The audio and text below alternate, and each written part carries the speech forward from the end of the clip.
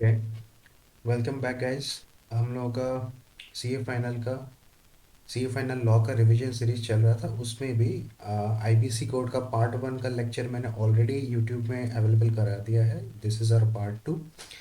And part 1 में हम लोगों ने जो भी डिस्कशन किया था that was a helicopter view of IBC code. And ये वाला लेक्चर में we are going to start with our main content, right? Okay, first of all क्या देखेंगे? जो ऊपर जो फ्लो चार्ट में जो स्टेप्स सीखे हैं ना अपने, वही सारा चीज़ यहाँ पे हम लोग डिटेल में पढ़ने वाले हैं, right? First, application by financial creditors, this is under section 7।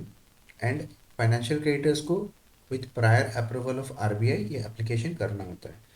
First यहाँ पे देखो, दो पार्टी है, एक तो फाइनेंशियल क्रेडिटर है, दूसरा है एनसीएलटी।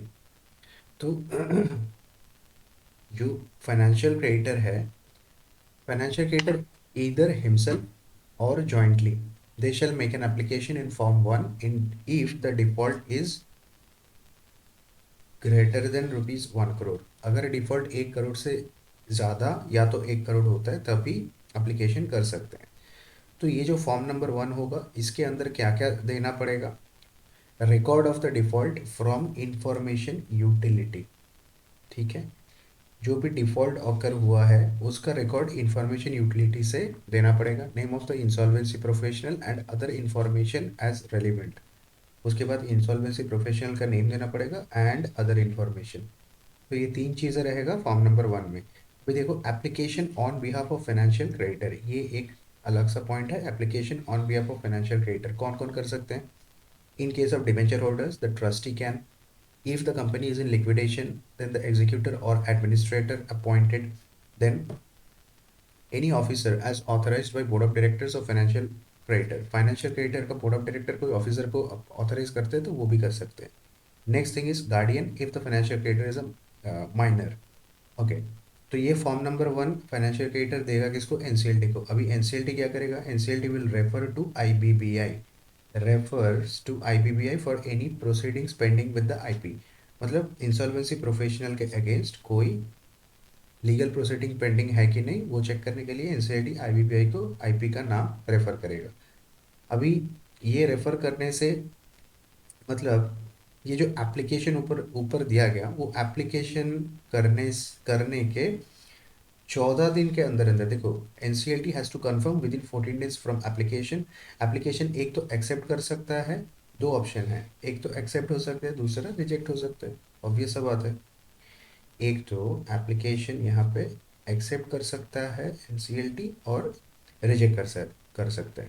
जहाँ पे एक्सेप्ट करना है, in that case NCLT shall communicate within 7 days.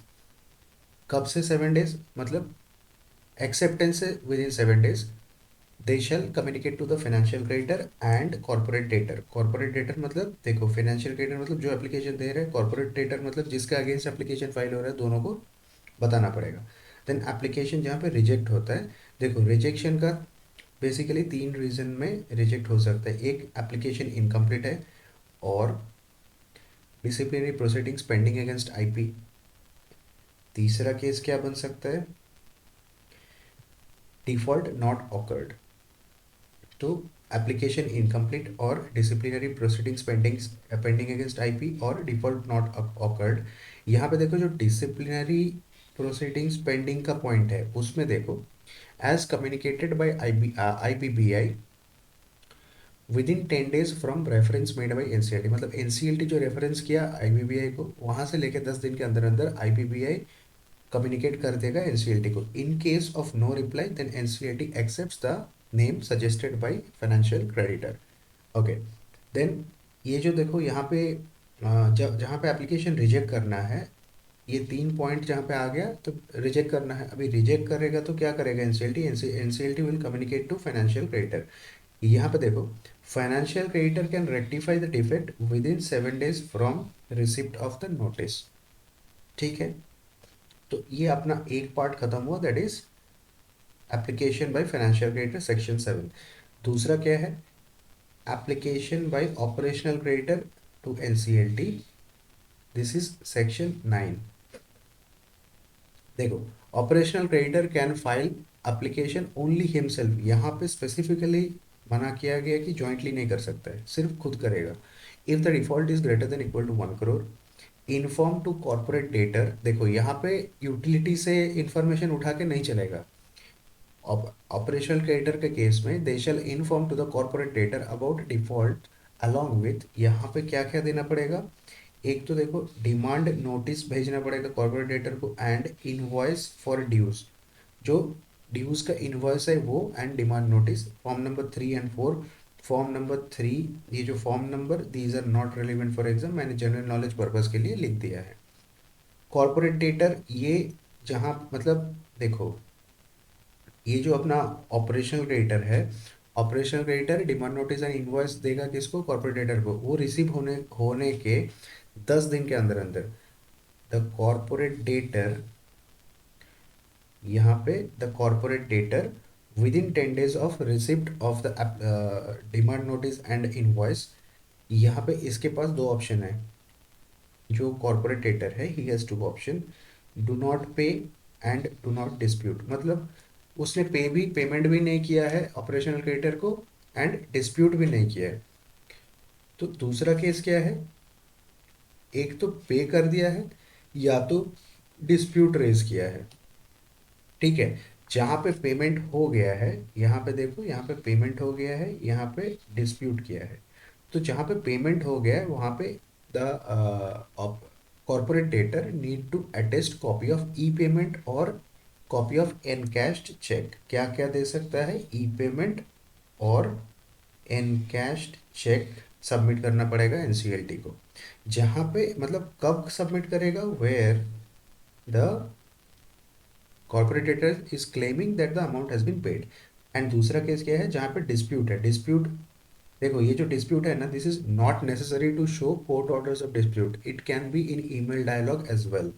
तो यहाँ पे अभी लेफ्ट हैंड साइड में आ जाओ, जहाँ पे डू नॉट पे और डू नॉट डिस्प्यूट का ऑप्शन है। ऑपरेशनल क्रेडिटर फाइल्स, ये वाला केस में operational creditor can file an application to NCLT for resolution, मतलब फॉर इंसॉल्वेंसी। अभी यहाँ पे क्या क्या देना पड़ेगा, इनवॉइस ऑफ पेंडेंसी, एफिडेविट भी एक देना पड़ेगा that no dispute is there, and a certificate that no payment has been received. क्या क्या देना पड़ेगा, invoice, affidavit that no dispute is there, and a certificate that no payment has been made, and उसके साथ साथ name of the IP. अभी ये सारा चीज़ किसको देगा, एनसीएलटी को। नेक्स्ट पॉइंट में NCLT decides with in 14 days, ये पॉइंट अभी ऊपर वाला सेम है, NCLT will decide with in 14 days।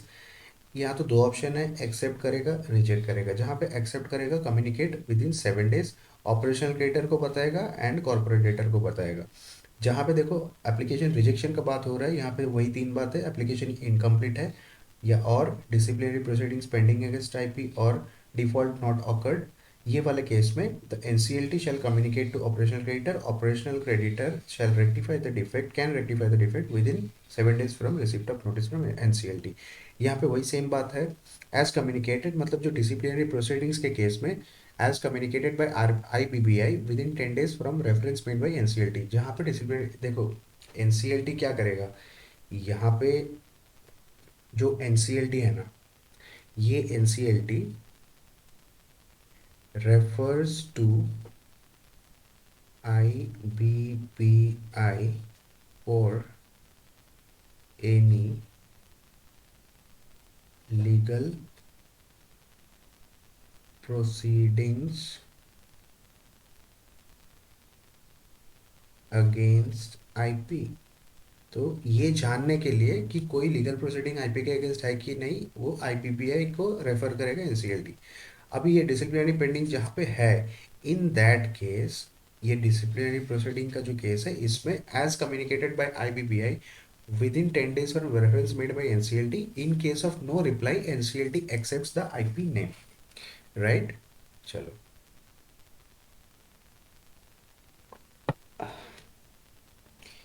After that, अभी अपना दो सेक्शन हो गया, एंड थर्ड देखो, तीन पार्टी एप्लीकेशन कर सकते हैं। ये थर्ड सेक्शन है, सेक्शन 10। ये अपने को बताती है कि एप्लीकेशन बाय कॉर्पोरेट एप्लीकेंट। अभी देखो, corporate applicant suo motu on commission of default by it, मतलब कॉर्पोरेट एप्लीकेंट को खुद पता है कि उसको उसने डिफॉल्ट कर दिया है, डिफॉल्ट इज ग्रेटर देन और equal to 1 crore. Corporate applicant कौन कौन है? एक तो देखो, corporate applicant is a bigger word than corporate debtor, यहाँ पे मैं लिख देता हूँ, corporate applicant is a larger, मतलब लार्जर तो नहीं है, अरे corporate applicant is a broader concept than corporate debtor. चलो, कॉर्पोरेट एप्लीकेंट में एक तो कॉर्पोरेट डेटर मतलब वो कंपनी खुद आता है, देन एनी मेंबर और पार्टनर। अभी मेंबर और पार्टनर कौन सा केस में आ जाएगा? पार्टनरशिप फॉर्म के केस में एनी मैनेजिंग डायरेक्टर और managing partner, person with controlling interest in corporate debtor. तो ये सारा लोगों को हम ये सब जो लोग हैं ना, ये कॉर्पोरेट एप्लीकेंट के डेफिनेशन में आ जाते हैं। कॉर्पोरेट डेटर स्पेसिफिकली कंपनी ही है। ओके, अभी ये लोग क्या क्या देंगे? एक तो books of accounts, name of the insolvency professional, special resolution of share holders. देखो, ये जो special resolution of share holders है ना, ये कंपनी के केस में, एंड जहाँ पे एलएलपी का बात होगा, in that case 3/4 voting of partners, LLP के केस में, and other information as required by NCLT. तो ये सारा चीज़ एप्लीकेशन के साथ साथ एनसीएलटी को देना पड़ेगा। उसके बाद एनसीएलटी विद इन 14 डेज फिर से वही बात, एक्सेप्ट कर सकता है, रिजेक्ट कर सकता है। अभी यहाँ पे देखो, एनसीएलटी रेफर्स टू आईबीबीआई, वही सेम बात है, ठीक है। चलो, एप्लीकेशन एक तो एक्सेप्ट करेगा, रिजेक्ट करेगा। जहाँ पे एक्सेप्ट करना है, communicate within 7 days to corporate debtor. यहाँ पे तो देखो कोई क्रेडिटर का बात नहीं है, तो इसलिए यहाँ पे काटा मार दिया, तो कॉर्पोरेट डेटर को बताना पड़ेगा। अभी रिजेक्ट करना है तो वही 3 रीजन, एप्लीकेशन इनकम्प्लीट और डिसिप्लिनरी प्रोसीडिंग्स पेंडिंग। जहाँ पे डिसिप्लिनरी प्रोसीडिंग पेंडिंग है, वहाँ पे वही चीज़ है, as communicated by IBBI within 10 days from reference made by NCLT. In case of no reply, NCLT accepts the IP name. एक तो क्या क्या देखो, 3 पॉइंट है रिजेक्शन का, application incomplete, disciplinary proceedings pending against IP, और default has not occurred. तो ये केस में NCLT will communicate to corporate debtor.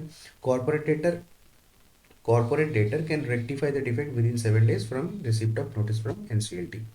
यहाँ पे मैंने कुछ नोट्स दे के रखा है।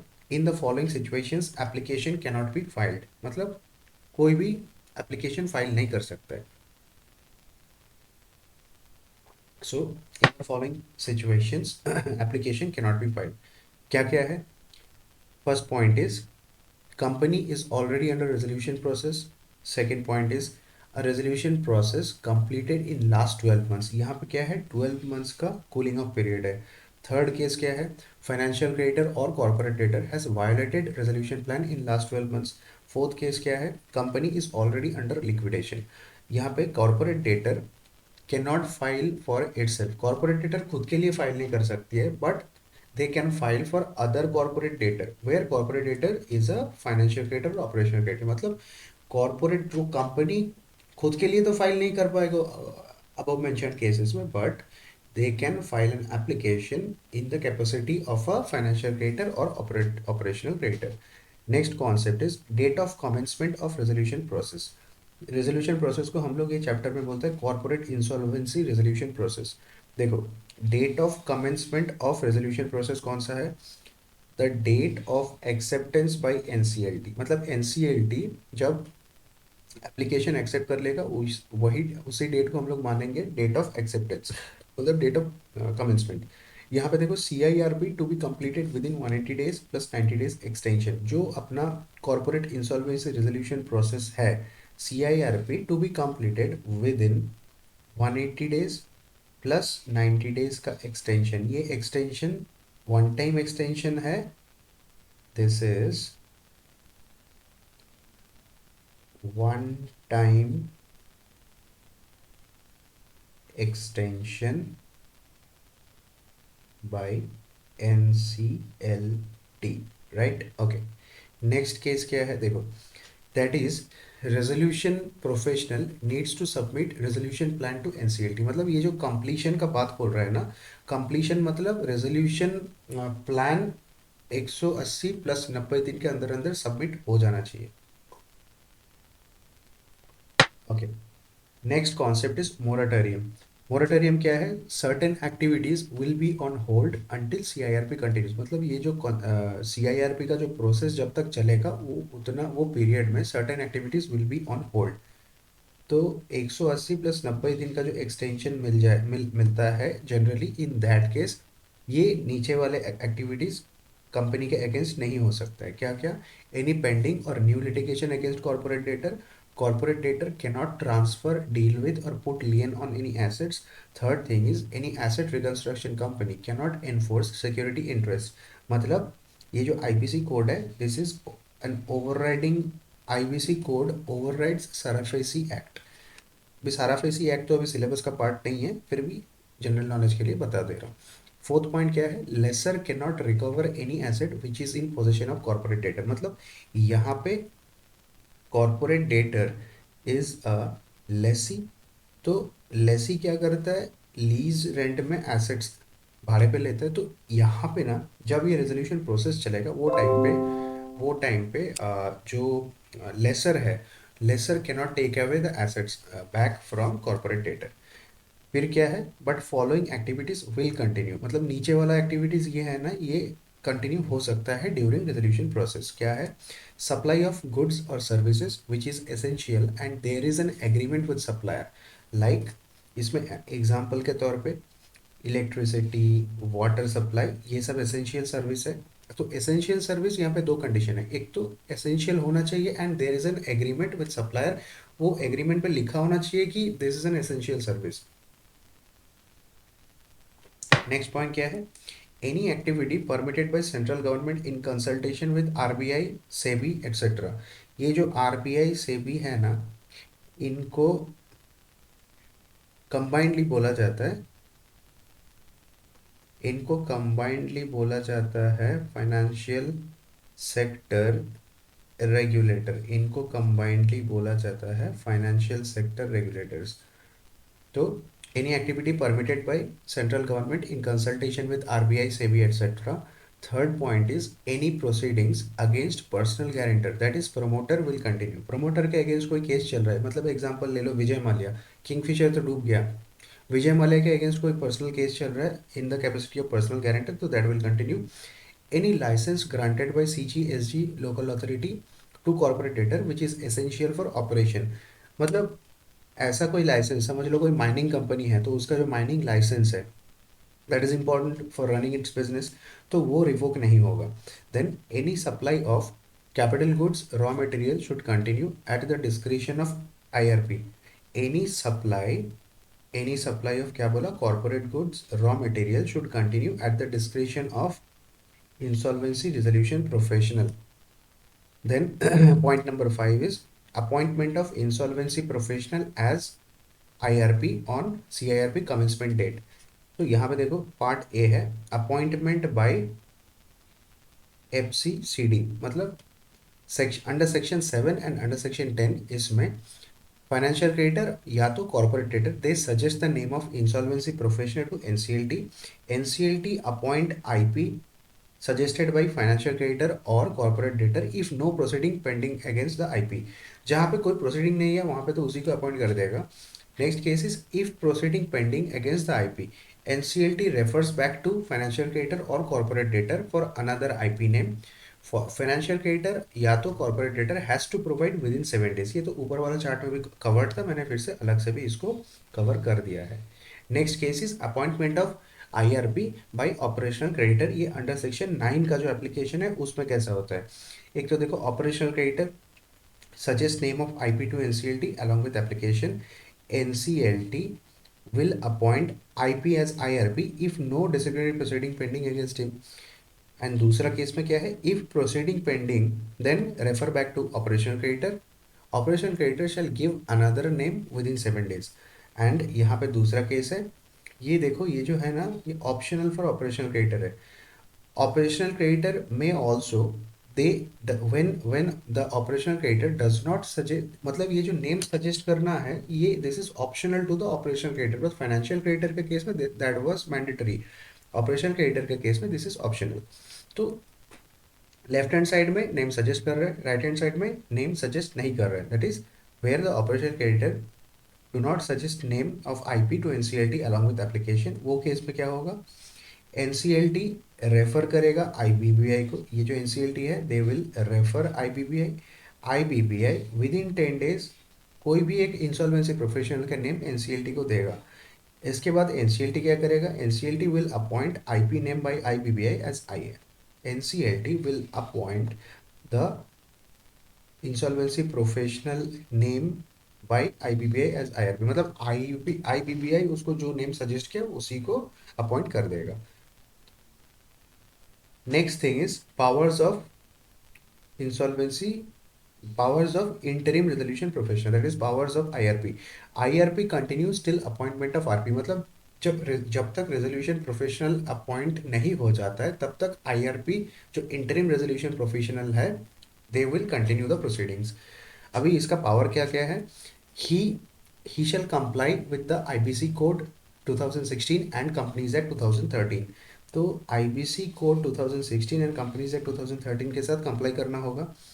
सेकेंड केस है management of affairs of company during resolution process, resolution process जब तक चलेगा वो टाइम पे जो कंपनी का अफेयर्स है उसको मैनेज करना। थर्ड पॉइंट है they shall exercise all the powers of board of directors partners, मतलब बोर्ड ऑफ डायरेक्टर्स कंपनी के केस में बोर्ड ऑफ डायरेक्टर्स का पावर एक्सरसाइज करेगा, एलएलपी के केस में मैनेजिंग पार्टनर का पावर एक्सरसाइज करके चलेगा।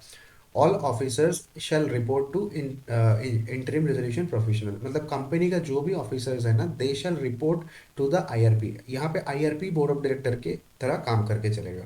फिफ्थ पॉइंट इज मैनेज और operate banking operations of the company, manage और operate banking operations of the company. तो यहाँ पे आके अपना 5 पॉइंट खत्म हो जाता है। उसके बाद क्या है point number 6, withdrawal of application of insolvency. ये जो इंसॉल्वेंसी का जो एप्लीकेशन फाइल हो रहा है ना सेक्शन नंबर 7, 9 एंड 10 में, ये एप्लीकेशन को विड्रॉ भी किया जा सकता है under section 12A। This is a very important section, last attempt में ही इंस्टीट्यूट ने इसके ऊपर फुल फ्लेज क्वेश्चन पूछ लिया था। अभी यहाँ पे दो सिनेरियो है, एक तो बिफोर एडमिशन ऑफ एप्लीकेशन, मतलब जहाँ पे एप्लीकेशन अभी तक एनसीएलटी ने एडमिट नहीं किया है, in that case with the prior permission of adjudicating authority that is NCLT, ये तो बड़ा सिंपल सा केस है। Then after admission of application, after admission of application मतलब जहाँ पे, मतलब आफ्टर एक्सेप्टिंग द एप्लीकेशन, जहाँ पे एनसीएलटी ने ऑलरेडी एक्सेप्ट कर लिया है, यहाँ पे क्या है एनसीएलटी हैज एक्सेप्टेड ऑलरेडी, ये वाला केस है यहाँ पे, और लेफ्ट हैंड साइड में NCLT has not yet accepted. तो यहाँ पे एक तो हो सकता है बिफोर कॉन्स्टिट्यूशन ऑफ सीओसी, मतलब कमिटी ऑफ क्रेडिटर्स जब तक मतलब जो अपना इंटरिम रेजोल्यूशन प्रोफेशनल है वो अभी तक सीओसी फॉर्म नहीं कर पाया, in that case applicant shall make an application to NCLT through, देखो यहाँ पे क्या करना पड़ेगा, make an application to NCLT through RP, मतलब रेजोल्यूशन प्रोफेशनल के थ्रू उसको एनसीएलटी में एप्लीकेशन देना पड़ेगा। एंड सेकेंड केस क्या है, after constitution of COC but before expression of interest EOI. अभी ये जो एक्सप्रेशन ऑफ इंटरेस्ट है ना, मतलब ये जो कॉरपोरेट एप्लीकेंट है दे, जहाँ पे देखो आई ये जो अपना आईआरपी है, आईआरपी क्या करता है पब्लिक अनाउंसमेंट करता है, तो पब्लिक अनाउंसमेंट के बाद ना ये एक मतलब वो टेंडर टाइप का होता है, तो जहाँ पे बहुत सारे एप्लीकेंट्स आते हैं, तो कॉरपोरेट एप्लीकेंट कोई अगर एक्सप्रेशन ऑफ इंटरेस्ट दे दिया है, यहाँ पे ये वाला केस है, सीओसी तो बन गया बट अभी तक वो कॉरपोरेट एप्लीकेंट डिसाइड नहीं हुआ है। एंड दूसरा केस क्या है, आफ्टर एक्सप्रेशन ऑफ इंटरेस्ट, मतलब यहाँ पे भी आफ्टर सीओसी बन गया है but after expression of interest. तो फर्स्ट केस में क्या होगा, रेजोल्यूशन एप्लीकेंट के COC with in 7 days with 90% of COC approval, तो मतलब यहाँ पे जो ये वाला जो केस है अपना, ये वाला जो केस है, इसमें जो रेजोल्यूशन प्रोफेशनल है, ये 7 दिन के अंदर अंदर सीओसी को इन्फॉर्म करेगा। एंड सीओसी का यहाँ पे ना 90% अप्रूवल चाहिए। जब तक सीओसी का विथ 90% ऑफ सीओसी अप्रूवल यहाँ पे चाहिए। एंड रेजोल्यूशन, ये अप्रूवल आने के बाद जो रेजोल्यूशन प्रोफेशनल है वो एनसीएलटी को विद इन 3 डेज इन्फॉर्म करके चलेगा। रेजोल्यूशन प्रोफेशनल एनसीएलटी को इन्फॉर्म करेगा with in 3 days of approval bye COC. Next case क्या है, जहाँ पे आफ्टर एक्सप्रेशन ऑफ इंटरेस्ट वाला जो केस आता है, ये वाला आफ्टर एक्सप्रेशन ऑफ इंटरेस्ट। देखो, यहाँ पे रेजोल्यूशन प्रोफेशनल सीओसी को इन्फॉर्म करेगा विद इन 7 डेज। ठीक है, तो विद इन 7 डेज इन्फॉर्म किया। ये वाला केस में भी 90% अप्रूवल चाहिए, विथ 90% ऑफ सीओसी अप्रूवल चाहिए। यहाँ पे क्या, रेजोल्यूशन एप्लीकेंट एनसीएलटी को with in 3 days of approval बताएगा, ये भी सेम है। बट यहाँ पे एक एक्स्ट्रा पॉइंट है, along with justification for withdrawal after EOI. जो मतलब ये वाला जो केस है ना, जहाँ पे आफ्टर एक्सप्रेशन ऑफ इंटरेस्ट वाला विड्रॉल है, इन दैट केस ये जो एप्लीकेशन एनसीएलटी को जा रहा है ना, एनसीएलटी को इसमें ये भी वो एप्लीकेशन के साथ साथ एनसीएलटी को along with justification for withdrawal ये भी एडिशनली देना पड़ेगा। यहाँ पे दो नोट्स है। एक तो note number 1 is here application can be made by financial creditor, operational creditor, corporate creditor, मतलब तीनों का ही विड्रॉल पॉसिबल है। एंड अपना note number 2 is expression of interest का मतलब क्या है, where resolution applicant has shown interest in the resolution plan. तो ये गया अपना एक्सप्रेशन ऑफ इंटरेस्ट का मतलब। And third point is the final order of withdrawal shall be passed by adjudicating authority or NCLT in all the above cases। मतलब यहाँ पे ultimate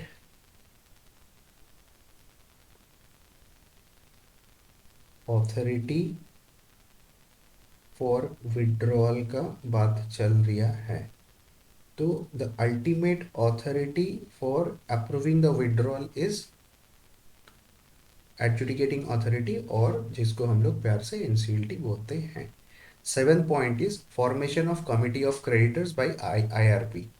देखो, अपना यहाँ पे जो इंटरिम रेजोल्यूशन प्रोफेशनल है, ये क्या करेगा, एक पब्लिक नोटिस देगा after appointment with in 3 days of appointment. मतलब अपॉइंटमेंट के 3 दिन के अंदर अंदर पब्लिक अनाउंसमेंट देगा।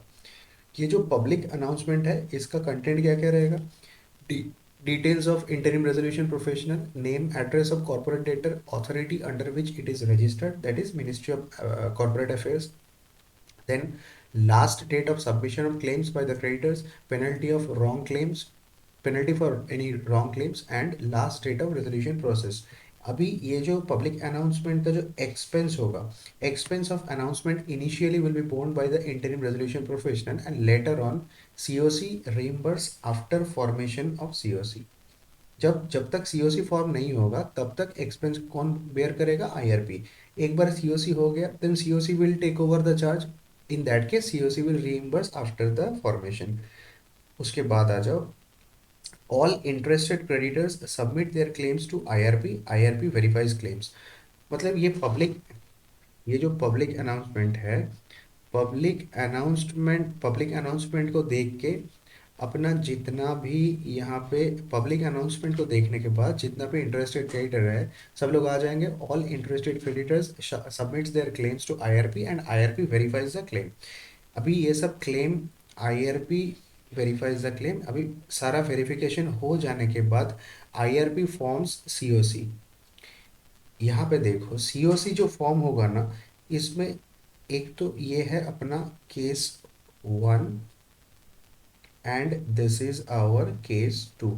दो केस है वेयर फाइनेंशियल क्रेडिटर एग्जिस्ट, जहाँ पे फाइनेंशियल क्रेडिटर है, in that case COC is equal to all unrelated financial creditor. मतलब फाइनेंशियल जो भी सीओसी का जो मेंबर है ना, ये सब लोग रिलेटेड नहीं होना चाहिए। And our case 2 is where no financial creditor exist. COC में कौन लोग बैठेंगे, 18 लार्जेस्ट ऑपरेशनल क्रेडिटर और इनमें से ना वन रिप्रेजेंटेटिव ऑफ वर्कमैन रहेगा, वन रिप्रेजेंटेटिव ऑफ एम्प्लॉय रहेगा, बट ये सब कोई भी लोग रिलेटेड पार्टी नहीं होना चाहिए। तो यहाँ पे सीओसी में कौन लोग बैठेंगे? 18 largest operational creditor, one representative of workman, one representative of employees, and ये लोग रिलेटेड पार्टी नहीं होना चाहिए। देन यहाँ पे एक नोट है, where any financial creditor has become related party due to conversion of debt into equity shares, they can be member of COC and can vote in COC meeting as well। इसका मतलब क्या है? समझो कोई bank ने कोई corporate समझ लो state bank ने किंगफिशर को 1000 करोड़ का लोन दिया। अभी किंगफिशर वो लोन नहीं दे पा रहा है, and in that case loan का क्लॉज में ऐसा कुछ था कि इन केस ऑफ नॉन पेमेंट ये लोगों को इक्विटी इशू हो जाएगा। तो अभी किंगफिशर को 1000 करोड़ का जो वर्थ है उतने का शेयर्स मिल गया कंपनी का, तो ये तो अभी रिलेटेड पार्टी बन जाते हैं। तो ऐसा जो नॉन पेमेंट के वजह से जो रिलेटेड पार्टी बनते हैं ना, ये अलाउड है, ये मतलब ये एक क्या बोले एक्सेप्शन है लॉ में। देन उसके बाद एक और छोटा सा यहाँ पे नोट आएगा, क्या है? अ पर्सन इज, मतलब if a person is both financial creditor plus operational creditor, in that case give separate details, मतलब that person shall give separate details to resolution professional at the, मतलब of the outstanding debt. जो ऐसा कोई बंदा है जो company में financial creditor भी है, ऑपरेशनल क्रेडिटर भी है, उसको जो रेजोल्यूशन प्रोफेशनल है उसको, मतलब financial credit and operational credit दोनों का सेपरेट डिटेल देना पड़ेगा किसको? आरपी को। एंड उसके बाद he will be considered as a financial creditor in COC meeting, मतलब जहाँ पे दोनों ही है, फाइनेंशियल क्रेडिटर भी है, ऑपरेशनल क्रेडिटर भी है, but he will still be considered as a financial creditor in COC meeting. Voting rights क्या होगा उसका? वोटिंग राइट्स होगा percentage of financial creditor value, मतलब फाइनेंशियल क्रेडिटर का उसका जितना वैल्यू का वो फाइनेंशियल क्रेडिटर है उतना परसेंट का वोटिंग राइट मिलेगा। Then financial creditor can send his authorised representatives in the COC meeting. अभी देखो, अ फाइनेंशियल क्रेडिटर और an insolvency professional can be appointed as authorised representative by an application to NCLT through IRB. ये क्या है? A financial creditor और insolvency professional can be, ये दोनों लोग can be appointed as a representative of financial creditor.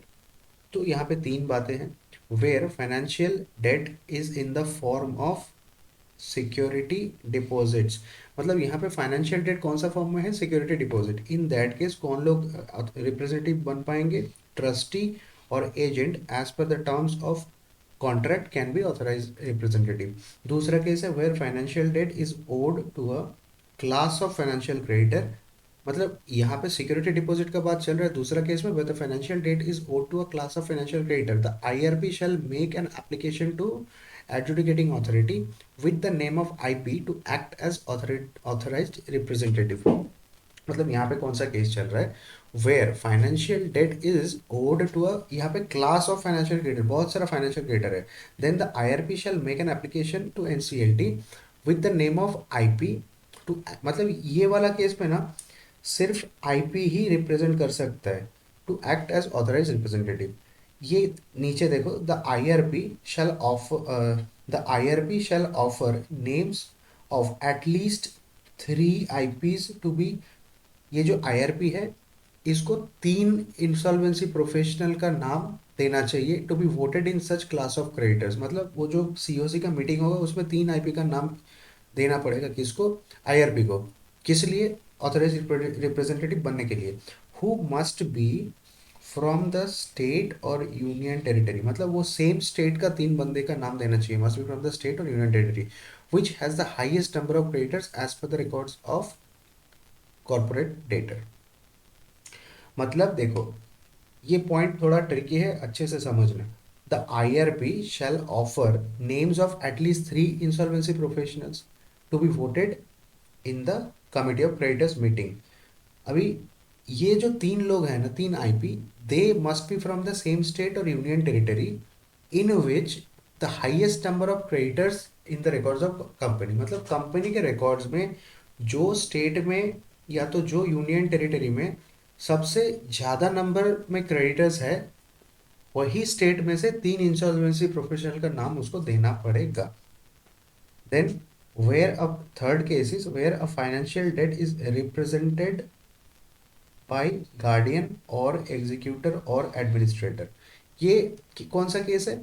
जहाँ पे जो फाइनेंशियल डेट है that is represented by a guardian, minor का केस हो गया। एक तो माइनर का केस हो गया that is represented by the guardian.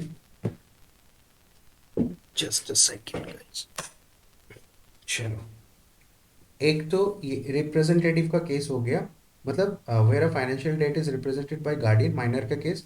दूसरा क्या है? एग्जीक्यूटर और एडमिनिस्ट्रेटर, लिक्विडेशन में अगर कंपनी है तो such person can be appointed as authorise representative.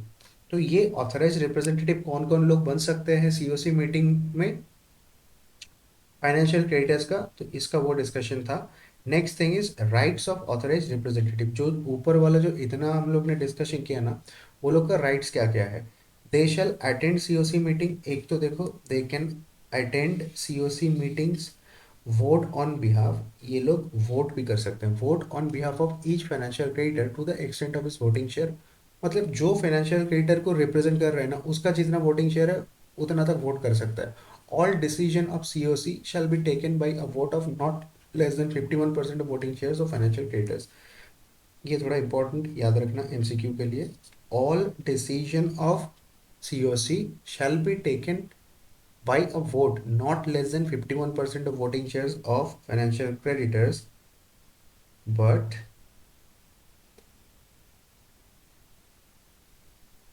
mostly greater than or equal to 66% is applicable। मतलब आप लोग ये चैप्टर में हर एक जगह पे देखोगे 66% सीओसी का अप्रूवल चाहिए, एक ही जगह पे 90% चाहिए, वो विड्रॉल ऑफ एप्लीकेशन के केस में। Then the next thing is notice of COC meeting. अभी ये जो सीओसी मीटिंग है उसका नोटिस देखो, नोटिस किस किस को मिलना चाहिए? मेंबर्स ऑफ सीओसी, मतलब जो लोग वोट करेंगे ना, ये लोग जो मतलब फाइनेंशियल क्रेडिटर हो गया, ऑपरेशनल क्रेडिटर हो गया, जो लोग सीओसी का मेंबर है उनको तो मीटिंग का नोटिस जाना चाहिए। दे शैल वोट। नेक्स्ट पॉइंट भी is members of suspended board of director. Suspended क्यों बोल रहे हैं? जो earlier board of erstwhile board of director है वो तो अभी चार्ज में नहीं है ना, उनको तो मतलब निकाल दिया गया है चार्ज से, तो उनको भी देना पड़ेगा। And operational creditor whose debt value is not less than 10% of total operational creditor. तो इसमें कौन कौन सा लोगों को देना पड़ेगा? एक तो members of COC, then suspended board of directors, then operational creditor whose debt value is not less than 10% of total operational creditor value, and the resolution professional obviously। तो ये जो यहाँ पे जो ये तीन लोग हैं, ये suspended board of directors, operational creditor and resolution professional, they cannot vote in the meeting and cannot participate in discussions। ये लोग सिर्फ spectators, mere spectators के हिसाब से देखेंगे for their knowledge। Then quorum of COC meeting. अभी COC meeting का quorum क्या होता है? 33% of value of voting shares can be, देखो ये जो वोटिंग है ना, it can be in physical और it can be in audio visual means. If quorum is not present the meeting shall stand adjourn to next day. यहाँ पे next week वाला फंडा नहीं है, यहाँ पे next day, same time, same place. And if next day is a holiday then very succeeding day. तो यहाँ पे जल्दी जल्दी करना होगा क्योंकि सी रेजोल्यूशन प्रोसेस इतना अपने पास टाइम नहीं है कि नेक्स्ट वीक तक वेट करो, टोटल तो 180 दिन है। तो यहाँ पे अर्जेंट होगा टू द नेक्स्ट डे। अगर नेक्स्ट डे हॉलीडे हुआ तो उसके बाद वाला दिन। If no quorum in adjourn meeting also then existing members will form. देखो ये क्या है? Last lender of the last resort. If no quorum in adjourn meeting as well, in that case जो भी जितने भी मेंबर प्रेजेंट है ना उसको ही कोरम मान के अपने मीटिंग कर देंगे। ठीक है, चलो। Then next thing is appointment of resolution professional by COC.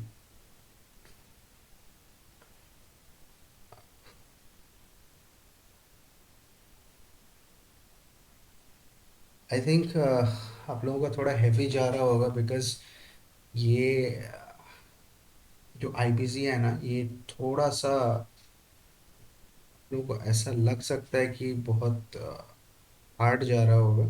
तो एक काम करते हैं, ये वाला वीडियो को यहीं पे स्टॉप करते हैं। बाकी का जो अपना डिस्कशन है वो नेक्स्ट पार्ट में अपने डिस्कस करेंगे। तो यहाँ पे अपना कहाँ तक हुआ, सीओसी मीटिंग तक का कॉन्सेप्ट हो गया है। एक बार मैं आप लोगों को ये चार्ट में दिखा देता हूँ। देखो, फ्लो चार्ट में देखने से ना पता चल जाएगा अपने कहाँ तक पहुँचे। फ्लो चार्ट में देखोगे अपना ये वाला जो ये एप्लीकेशन वाला पार्ट हो गया है, this part is done. Then IPs IRP जो अपॉइंटमेंट है ये भी हो गया, पब्लिक अनाउंसमेंट हो गया है। मतलब मैं यहाँ पे आप लोगों को एक फ्लो बना दे रहा हूँ। ये वाला हो, मतलब ये लाइन मेरा जहाँ जहाँ पहुँचेगा ना, दिस इज डन। ये एरो को फॉलो करो। फिर on receipt of announcement IRP verifies the claims. Then again this thing also done. मतलब सीओसी का जो फॉर्मेशन है, देन सीओसी का मीटिंग कैसा होगा। एंड जो अगला वीडियो है, we will start with this point, appointment of resolution professional in COC meeting. तो अपने यहाँ तक पहुँचे हैं। इसका जो अगला पार्ट है, ये एरो यहाँ से फिर अपना मूव करते चलेगा and accordingly we will study. Guys, I hope you guys are thoroughly enjoying this revision video. So, if you guys are, if these videos are really helping you, then please do subscribe to my channel and आप लोगों का honest feedback देना कि आप लोगों को कैसा लग रहा है। एंड मिलते हैं अगले वीडियो में। एंड ये वाला वीडियो का जो लिंक होगा उसमें टेलीग्राम चैनल का भी लिंक दिया हुआ है, एंड आईबीसी का जो पार्ट 1 वाला वीडियो है उसका भी मैं लिंक आप लोगों को शेयर कर दूंगा। लिंक मतलब वो मैं, मतलब वो डिस्क्रिप्शन में आप लोगों को दिख जाएगा कि दूसरा वीडियो इसका पार्ट 1 कैसा है, एंड ये वाला वीडियो का नाम मैं दूंगा पार्ट 2, आईबीसी का रिवीजन पार्ट 2। चलो गाइज, मिलते हैं अगले वीडियो में, तब तक के लिए bye bye, take care, love you all, जय हिंद।